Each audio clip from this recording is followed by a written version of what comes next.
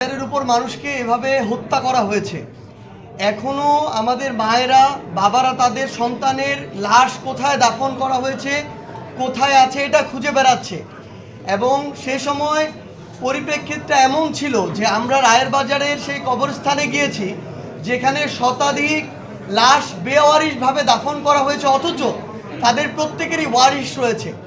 আমাদের সামনে দুইজন মা, শহীদের মা, অঝরে কান্না করছেন।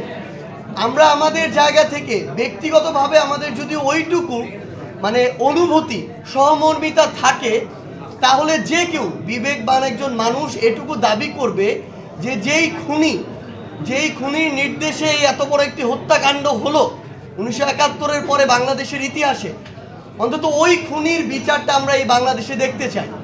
আমি শুধু আমার ওই শহীদের মা যেই কথাটি বলেছেন, আমি সেই কথাটি আমার মুখ দিয়ে আপনাদের সামনে তুলে ধরেছি পুরো বাংলাদেশের কাছে।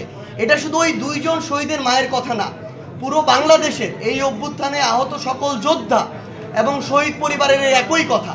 এবং এটি আসলে আমরা জানি না যে আমাদের যে রাজনৈতিক দলগুলো রয়েছে, নির্বাচন কেন্দ্রিক একটা শব্দ আসলে কেন তারা শুধু নির্বাচন পিছানোর ভয়টা করে, কেন শুধুমাত্র আমাদের মাথায় একটা নির্বাচন হবে, আমরা দ্রুততম সময়ের মধ্যে ক্ষমতায় যাব, এই চিন্তাটা কেন কাজ করে। বরং আমি মনে করি যে আমাদের প্রত্যেক রাজনৈতিক দল যারা রয়েছে তাদেরও অন্তর্বর্তীকালীন সরকার এবং সংশ্লিষ্ট যে মন্ত্রণালয়, আইন ও বিচার বিভাগ সম্পর্কিত মন্ত্রণালয়, স্বরাষ্ট্র মন্ত্রণালয়কে এই বিষয়ে প্রত্যক্ষ পরোক্ষভাবে একটা চাপ দেওয়া উচিত যে আমরা তো আমাদের এই শহীদ পরিবার, আহত যোদ্ধা এবং আন্দোলনকারীদের কাছে যেতে হবে, নির্বাচনের পূর্বেও তো যেতে হবে।